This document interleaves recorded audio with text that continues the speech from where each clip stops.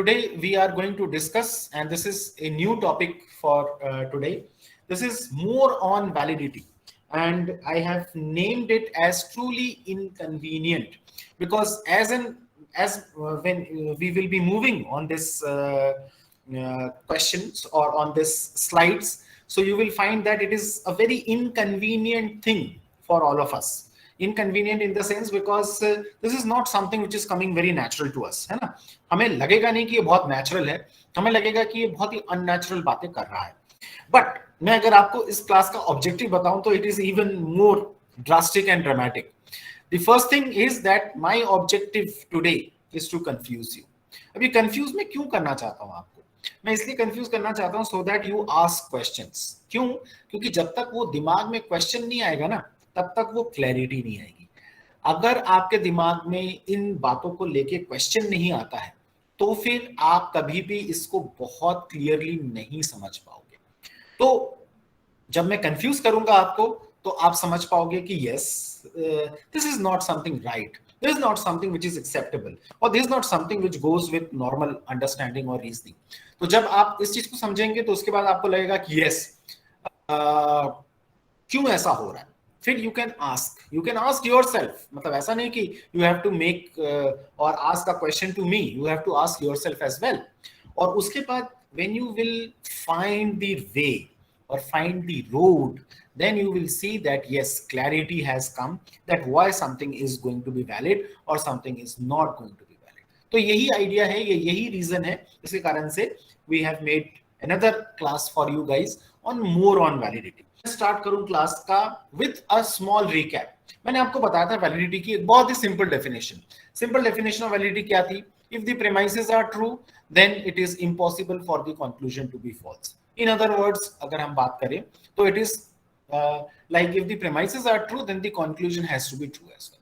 तो ये इतनी सिंपल सी बात जो है इतनी कॉम्प्लेक्स या इतनी कॉम्प्लिकेटेड क्यों बनती है, ये थोड़ा सा समझने की कोशिश करेंगे. हमने बोला था कि एक वैलिड आर्ग्यूमेंट जो है वो true premises and true conclusion, false premises and false conclusion, and false premises and true conclusion, ये तीनों ही हो सकती है.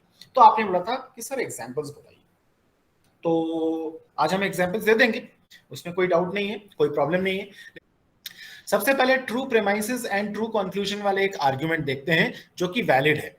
All men are mortal, Socrates is a man, therefore Socrates is mortal. ये वाला आर्गुमेंट मैंने आपको दिखाया भी था, ये वाला आर्गुमेंट मैंने आपको बताया भी था. इसमें आप देख सकते हो कि ये जो है true premises and true conclusion है. कोई डाउट तो नहीं है इसमें कि आपको लगता है कि इनमें से कोई प्रेमाइस ट्रू नहीं है या इसका कंक्लूजन ट्रू नहीं है? ऐसा तो नहीं है. All men are mortal is a true statement. Socrates is a man, है ना, सोक्रेटस किसी आदमी का नाम है तो वो भी एक ट्रू स्टेटमेंट है. और देयरफॉर सोक्रेटस इज मॉर्टल, तो ये भी जो है एक ट्रू स्टेटमेंट है. और ये आर्गुमेंट वैलिड है, ये अभी आप मुझसे लिख लीजिए या बता देता हूं मैं आपको. आगे चल के मैं आपको बताऊंगा कि इसकी वैलिडिटी निकालते कैसे हैं. हम चेक करना भी सीख जाएंगे, but for the time being you can see this that this is a valid argument. और मेरे ख्याल से किसी को क्वेश्चन भी नहीं होता है, इस पे कोई क्वेश्चन नहीं होता. ये कहते हैं कि हाँ ये वैलिड आर्गुमेंट, ये एक क्लासिकल आर्गुमेंट है जो कि मोस्टली फिलोसॉफिकल बुक्स में आपको मिल जाएगा. Let us come to this question, false premises and false conclusion. जैसे all cups are apples, ये false statement है. आप जानते हैं कि apples और cups जो है वो सेम चीजें नहीं है, so they are two different things and they are not the same. तो ये फॉल्स स्टेटमेंट है. सोक्रेटस इज अ कप, ये भी फॉल्स स्टेटमेंट है. आप जानते हैं कि सोक्रेटस जो है ये कोई कप का नाम नहीं है ना, सोक्रेटस जो है किसी ह्यूमन बीइंग का नाम है ना. अच्छा, and therefore Socrates is an apple, ये भी फॉल्स स्टेटमेंट है ना. आप देख ही सकते हो कि ये सारी चीजें तो बिल्कुल गलत चीजें हैं. तो ये फॉल्स प्रेमाइसेस और फॉल्स कंक्लूजन है. और अगर आप थोड़ा सा ध्यान दे, ये वाला आर्ग्यूमेंट और ये वाला आर्ग्यूमेंट का फॉर्म एकदम सेम है. Can you see? Can you understand why I am giving you this example?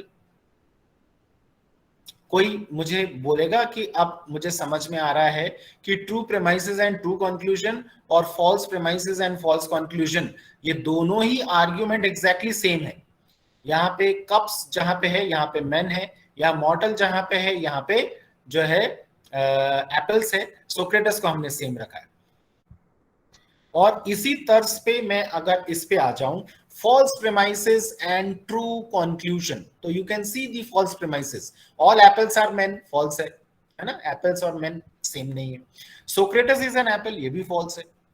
therefore Socrates is a man, ये ट्रू स्टेटमेंट है और ये आर्ग्यूमेंट भी वैलिड है. और आप देखो फॉल्स प्रेमाइसेस हो रहे हैं और ट्रू कंक्लूजन हो रहा है.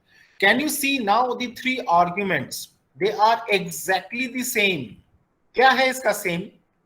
अगर मैं ये जो सेम सेम वर्ड यूज कर रहा हूं, सेम क्या है इन तीनों में? सर डिडक्टिव आर्ग्यूमेंट है तीन. डिडक्टिव आर्ग्यूमेंट है, वैलिड आर्ग्यूमेंट है, और क्या चीज सेम है? फिर से थोड़ा ध्यान दीजिए. ये तीन आर्ग्यूमेंट्स क्या है सेम? कोई बताओ. Sir structure. बिल्कुल सही कह रहे हो आप. स्ट्रक्चर, जो इसका फॉर्म है, इसका जो स्ट्रक्चर है, it is exactly the same. तो इसका मतलब क्या है? इसका मतलब ये है कि किसी भी आर्ग्यूमेंट का जो है फॉर्म मैटर करता है. तो ये है आपका असाइनमेंट. असाइनमेंट क्या है? construct invalid arguments with true premises and true conclusion, true premises and false conclusion, false premises and true conclusion, and false premises and false conclusion. अब देखो, ध्यान दो कुछ इस चीज में. Your example must be unique. Any duplication of data with your peers, यानी कि आपके क्लासमेट्स. क्लासमेट्स मतलब ये नहीं कि मैं तो EC का हूं, मैंने तो CE से कॉपी किया, नहीं, कोई भी. अच्छा, और found on internet will invite penalty. क्योंकि तो जैसे अभी किसी बच्चे ने कहा, और ये बहुत इंपॉर्टेंट चीज है, कि एक आर्ग्यूमेंट का सबसे इंपॉर्टेंट चीज क्या होता है? उसका फॉर्म या स्ट्रक्चर. तो आर्ग्यूमेंट वैलिड नहीं होता है, आर्ग्यूमेंट का फॉर्म वैलिड होता है एक्चुअली. ये चीज जो है सबसे बड़ा. देखिए, when an argument is valid, आप हमेशा ये क्वेश्चन जो है पूछ सकते हैं अपने आप से. You will always be amused that this is the big question, when an argument becomes a valid argument, है ना. देखिए, आर्ग्यूमेंट से भी ज्यादा इंपॉर्टेंट है आर्ग्यूमेंट फॉर्म. अभी हम आर्ग्यूमेंट फॉर्म, स्टेटमेंट फॉर्म और सारी चीजों के बारे में बताएंगे. अभी जस्ट प्रिलिमिनरी मैंने आपको एक एग्जांपल देके बताया, या 3 एग्जांपल्स देके बताया कि कैसे एक वैलिड आर्ग्यूमेंट फॉल्स प्रेमाइसेस और फॉल्स कंक्लूजन, ट्रू प्रेमाइसेस और true conclusion, and false premises and true conclusion भी हो सकता है. सिर्फ एक ही चीज नहीं होगी वैलिड आर्ग्यूमेंट पे, true premises and false conclusion, ये नहीं होगा. अच्छा, मुझे एक चीज बताओ कि क्या एक आर्ग्यूमेंट वैलिड और इनवैलिड एक साथ हो सकता है? नो सर, कभी भी नहीं होगा. क्योंकि फॉर्म होगा ना, फॉर्म या तो वैलिड होगा या तो इनवैलिड होगा, उसके बीच में कोई इन बिटवीन नहीं है. There are no shades of grey over here. It's not inductive logic. Inductive logic में हम स्ट्रॉन्ग और वीक के बारे में बात करेंगे, तब हम बहुत सारी चीजें बात करेंगे. लेकिन जब डिडक्टिव लॉजिक है तो इट्स ब्लैक एंड व्हाइट, है ना. इट्स ट्रू और फॉल्स, इट्स 1 और 0. It's not like that there will be shades of gray. It's not like that it will change. अच्छा, अब मैं एक क्वेश्चन और पूछता हूं कि क्या एक स्टेटमेंट ट्रू और false at the same point of the time हो सकता है? No sir. अब अगर मैं बोलूं कि यस इट कैन बी, तो आप कंफ्यूज मत होना. देखिए, एक ही पॉइंट ऑफ टाइम पे एक स्टेटमेंट ट्रू और फॉल्स हो सकता है एट 2 डिफरेंट प्लेसेस, लेकिन सेम टाइम पे और सेम प्लेस पे एक स्टेटमेंट ट्रू और फॉल्स नहीं हो सकता एक साथ, है ना. तो इस चीज को भी ध्यान रखिएगा, कंफ्यूज मत होइएगा. जैसे एक स्टेटमेंट है कि मैंने अभी बोला कि टुडे क्या है, आज क्या है, मंडे है, ट्यूसडे? कोई बताओ मेरे को. मंडे. Today is Monday. अच्छा, कुछ देशों में अभी भी मंडे नहीं हुआ होगा, ये पता है आपको, वेस्ट में. Yes sir. तो वो ये स्टेटमेंट को अभी सुनेगा तो क्या बोलेगा? फॉल्स है ना. प्लेस डिफरेंट हो गया, टाइम सेम है. मैं इस टाइम पे बोल रहा हूं टुडे इज मंडे. यूएस में बैठा हुआ व्यक्ति जो है, जिसका कि अभी भी जो है सुबह नहीं हुई है या रात के 12 नहीं बजे हैं, तो वो बोलेगा कि फॉल्स है ना. या रात को 12 बजे के आसपास जब मैं बोल रहा हूंगा, तो कोई और देश में जो है कोई दूसरा डेट हो सकता है, टाइम हो सकता है ना. तो एक ही स्टेटमेंट ट्रू और false at the same time तो हो सकता है, but not at the same place. At the same place and time एक स्टेटमेंट ट्रू होगा या फिर फॉल्स होगा. बट अगेन आप कंफ्यूज मत होइए, हम ऐसा कुछ देंगे नहीं, लेकिन मैं आपको जस्ट और जस्ट थोड़ा सा सोचने के लिए बोल रहा हूं. अच्छा, अगर A टू B के बीच में डिस्टेंस सपोज x है, तो B से लेके A तक का डिस्टेंस x होता है.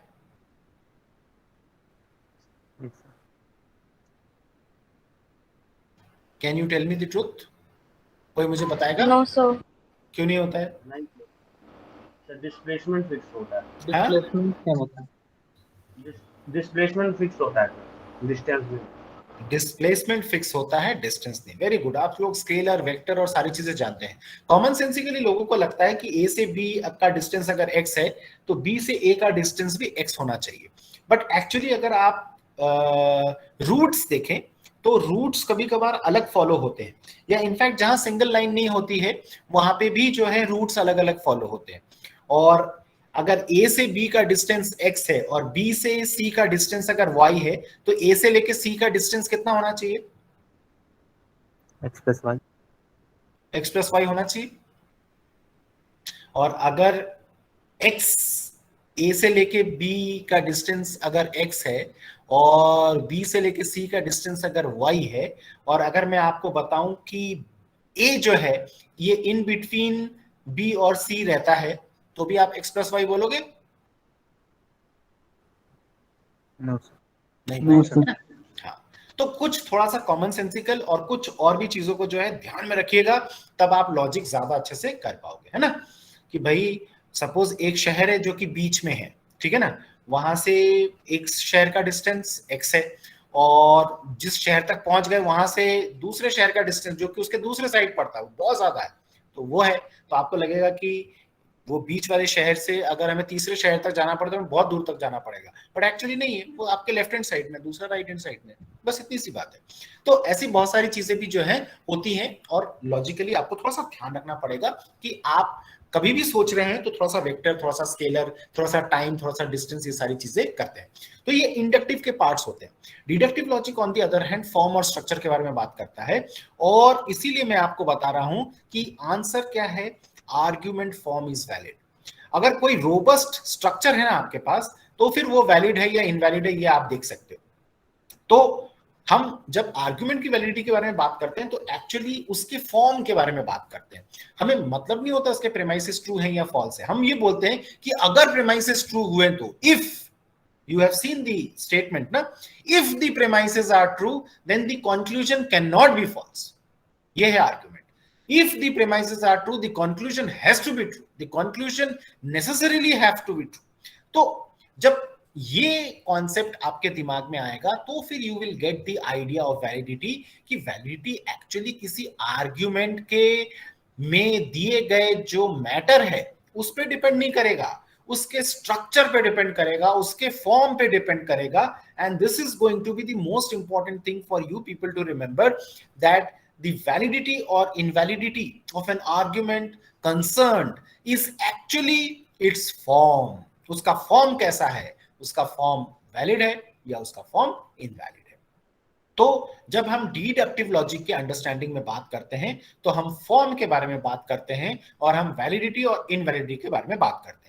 जब हम इंडक्टिव लॉजिक, जो कि थोड़ा सा पार्ट है इस कोर्स का, उसके पढ़ेंगे तो आप देखोगे कि हम आर्गुमेंटेशन में उसके फॉर्म से ज्यादा उसके मीनिंग पे जा रहे होंगे, है ना, द मीनिंग और the content of the argument उस पे जा रहे होंगे, है ना। वो एक दूसरा ही पैराडाइम है, वो एक दूसरी ही स्टोरी है, वो एक दूसरा ही वर्ल्ड है ऑल टुगेदर, है ना। तो अभी मोस्टली इस कोर्स में 85 to 90% कोर्स जो है वो डिडक्टिव लॉजिक का होता है, इंडक्टिव लॉजिक का पार्ट जो है बहुत कम होता है। तो please do not worry about it, but just keep all these things in mind. अब ये जो फॉर्म है ये तो आपको थोड़ा सा अच्छा लगने लगा है कि चलो ठीक है, यहाँ पे हम ब्लैक एंड व्हाइट में बात कर सकते हैं, यहाँ पे कोई चीज सही होगी या गलत होगी, कोई इन बिटवीन नहीं होगा, हम फंसेंगे नहीं एंड ऑल, बिल्कुल सही है। लेकिन then it gives you very counter intuitive results. और ये काउंटर इंट्यूटिव रिजल्ट्स क्या है, मैं इतने देर से आपको बता रहा हूं, मैं कंफ्यूज करूंगा, क्या कंफ्यूज करूंगा। ये देखिए, ये थोड़ा सा ध्यान दीजिए। प्रेमाइसेस एंड कंक्लूजन में हैव नो वर्ल्डली कनेक्शंस। सबसे पहले चीज ध्यान में रखिए कि मैं आपको अभी कुछ आर्गुमेंट्स के एग्जांपल्स के द्वारा बताऊंगा कि जो प्रेमाइसेस है और जो कंक्लूजन है वो आपस में रिलेटेड ही नहीं है। एक चीन जापान की बात कर रहा है तो दूसरा बैगन और एप्पल्स के बारे में बात कर रहा है, कोई कनेक्शन नहीं है किसी का, लेकिन पता चला कि आर्गुमेंट है और वैलिड आर्गुमेंट है। ये आपको लगेगा कि ये क्या बात कर रहे हो आप, लेकिन देन अगेन फॉर्म, आपको फॉर्म पे जाना है, आपको उसके कंटेंट पे नहीं जाना है। जब मैं आपको हमेशा बोलता रहूंगा, इनफैक्ट अगर आपके दिमाग में ये क्वेश्चन है कि साउंडनेस जो है वो तो मीनिंग के बारे में बात करता होगा, क्योंकि वो तो ट्रू प्रीमाइसेस और ट्रू कंक्लूजन के बारे में बात करता है। तो मैं आपको ऐसे आर्गुमेंट्स भी बता सकता हूं जो कि साउंड तो होंगे लेकिन अगेन दे आर अनकनेक्टेड, ऐसा भी मिल जाएगा आपको। अच्छा, फिर an argument is valid when the conclusion is a tautology. अगर कंक्लूजन टॉटोलॉजी है तो फिर वो आर्ग्यूमेंट वैलिड हो जाता है। अभी फॉर द टाइम बिंग आप मान के चलो मेरी बात, आगे चल के मैं आपको प्रूफ करके भी दिखाऊंगा with the help of rules of inference and rules of replacement, है ना। अभी आप मेरी बात फॉर द टाइम बिंग मान लो। ऐसे मैं आपको अभी जितना हमारे पास नॉलेज या आइडिया है उसके बेसिस पे एक चीज बता सकता हूं कि अगर कंक्लूजन टॉटोलॉजी है, इसका मतलब क्या है कि वो हमेशा फॉल्स, हमेशा ट्रू रहेगा, यानी कि कभी फॉल्स नहीं होगा। तो क्या ऐसी कोई सिचुएशन आ सकती है जिसमें प्रेमाइसेस ट्रू हो जाए और कंक्लूजन फॉल्स हो जाए? अगर कंक्लूजन नेसेसरीली ट्रू है ना, the conclusion is true always and every time, tautology है, तो क्या ऐसी कोई सिचुएशन आप बना सकते हो जिसमें कि प्रेमाइसेस ट्रू और कंक्लूजन फॉल्स हो जाए? कभी ऐसा कर सकते हैं क्या? बताओ, कर सकते हैं? Can we create a situation जिसमें कि प्रेमाइसेस ट्रू और कंक्लूजन फॉल्स हो जाए? ऐसा कर सकते हो आप? Can you? अगर कंक्लूजन टॉटोलॉजी है तो नहीं कर पाओगे, क्योंकि कंक्लूजन तो हमेशा ट्रू रहेगा, और टॉटोलॉजी तो है वो तो कंटेंट पे डिपेंड ही नहीं करता, है ना। टॉटोलॉजी तो एक स्ट्रक्चर है। आपको ए प्रायरी प्रोपोजिशन बताया था ना tautology, P wedge negation P. Now P wedge negation P is a tautology. तो अगर P wedge negation P is a tautology तो कुछ भी कर लो बाकी जगहों पे ऊपर नीचे, आप कभी भी ऐसा सिचुएशन नहीं बना सकते जिसमें कंक्लूजन जो है फॉल्स कर सको। तो premises remain whatever, conclusion will always be true, तो वो आर्ग्यूमेंट वैलिड हो जाएगा। मैं भी आपको एग्जांपल्स दूंगा, अभी हो सकता है आपको सुनने में थोड़ा सा गड़बड़ लग रहा हो, अटपटा लग रहा हो। इसी तरीके से when the premises are inconsistent, inconsistent का मतलब क्या होता है? इसको प्रिंसिपल ऑफ एक्सप्लोजन भी कहते हैं। इनकंसिस्टेंट का मतलब होता है साथ में ट्रू नहीं हो सकते, कॉन्ट्राडिक्टरी है।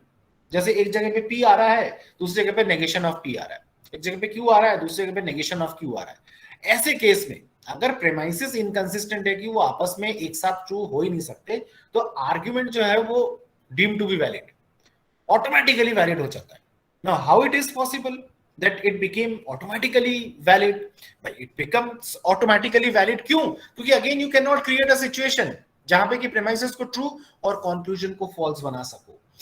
तो ऐसी चीजें जो है बहुत ही पेनफुल या बहुत ही स्ट्रक्चरली आपको जैसे मुझे कहना चाहिए कि it gives you very counter intuitive results, it gives you very a big pain in your head कि यार ये हो क्या रहा है।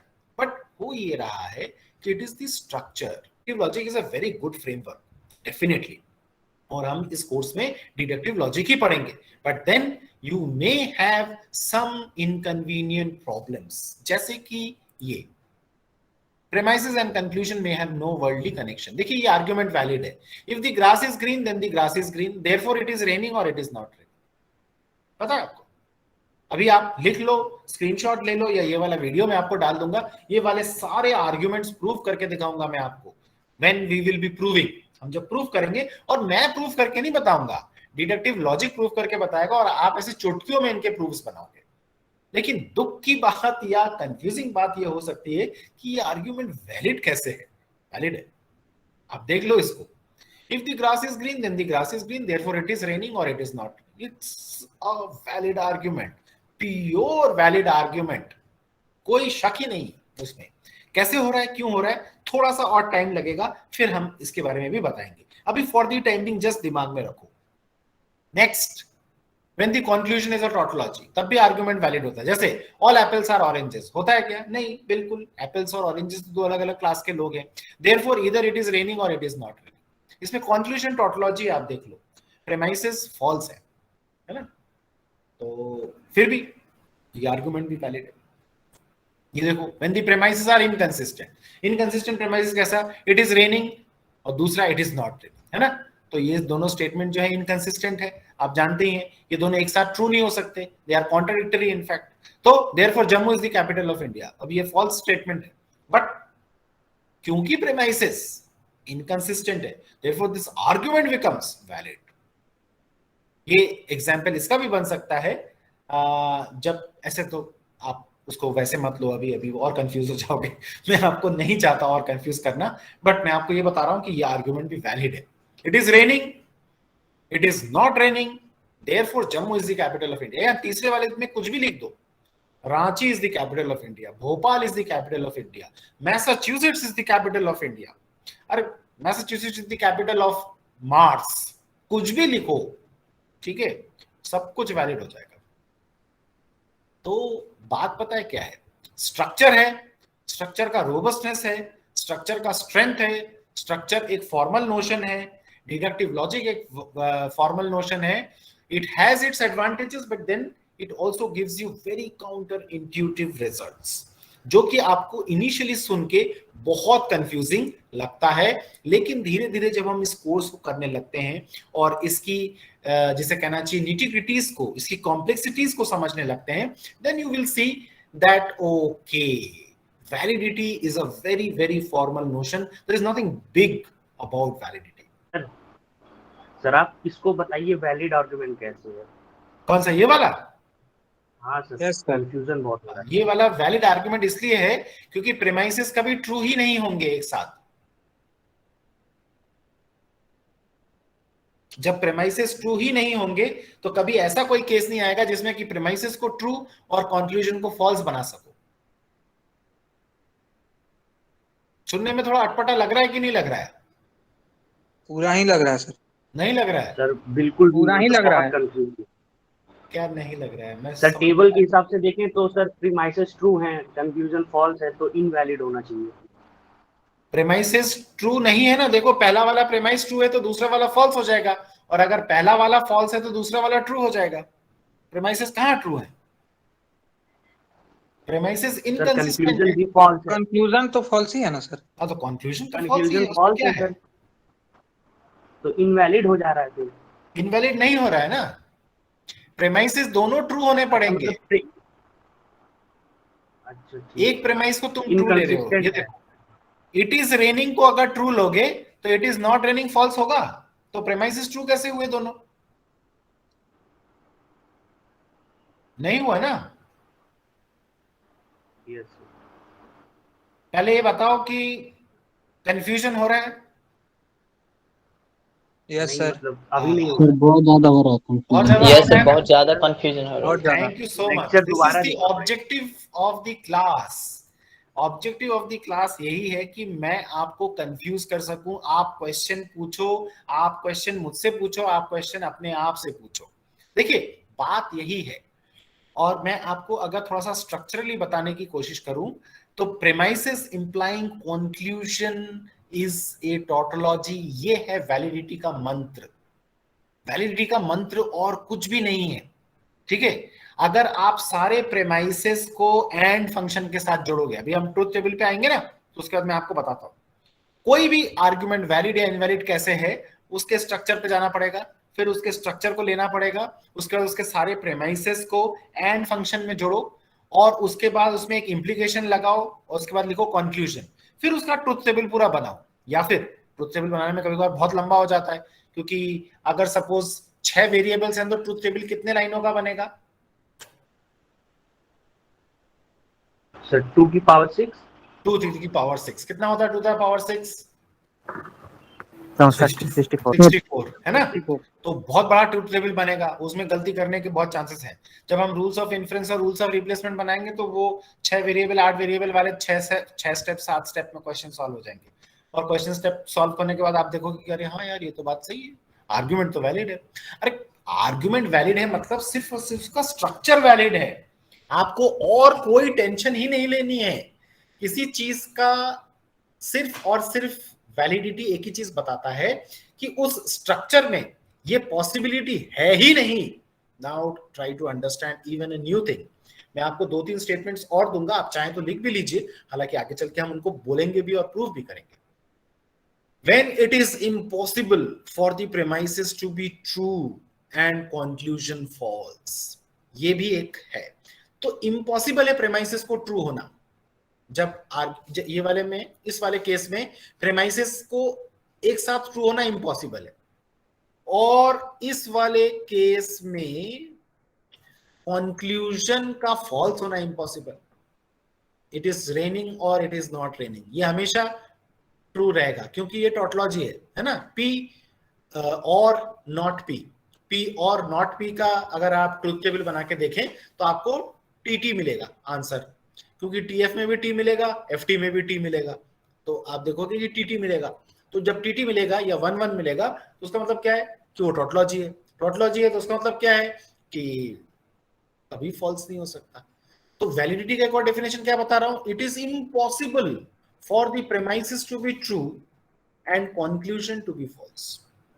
तो वैलिडिटी का एक और मंत्र क्या बता रहा हूं मैं, when the premises implying conclusion must be a tautology. एकदम ध्यान से दिमाग में रखना।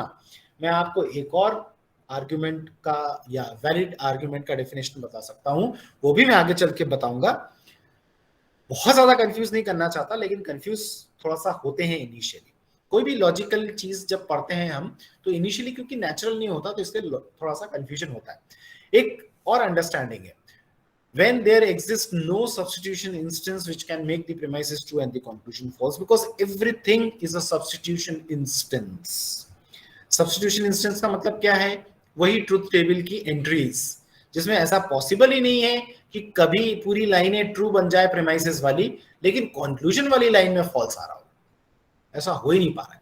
तो जब ऐसा हो ही नहीं पाएगा तो वो आर्ग्यूमेंट नेचुरली ट्रू हो जाएगा। अभी हम गुड लाइन बैड लाइन के बारे में बात करेंगे। पिछली बार आपके सीनियर एक थे, उन्होंने एक बड़ा अच्छा क्वेश्चन पूछा था ट्रुथ टेबल में, उसके बारे में भी डिस्कशन करेंगे। जब गुड लाइन बैड लाइन मिलती नहीं है तब क्या होगा, है ना। तो ऐसे केस में भी जो है आर्गुमेंट वैलिड हो जाता है। वो गुड लाइन बैड लाइन क्या है और सारी चीजें इसको हम ट्रुथ टेबल्स में डिस्कस करते हैं।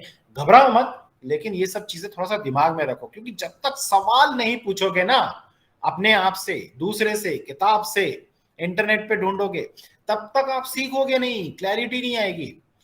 वो व्यक्ति जो कि इग्नोरेंट है, वो व्यक्ति जो सोचता है कि मुझे आता है, उसको नहीं आता है। जब आपको ये लगता है कि यार मुझे ये समझ में नहीं आ रहा, वो समझ में नहीं आ रहा, उसके पीछे पढ़ते हो, फिर आप थोड़ा बहुत तो कम से कम जानते हो। लेकिन जिसको लगने लग गया कि मैं जानता हूं, बंटा धार है उसका, नहीं जान पाएगा कभी भी। ठीक है, तो thank you very much for your patient listening as well as your questions. और अगर और भी क्वेश्चंस हैं तो पूछ सकते हैं।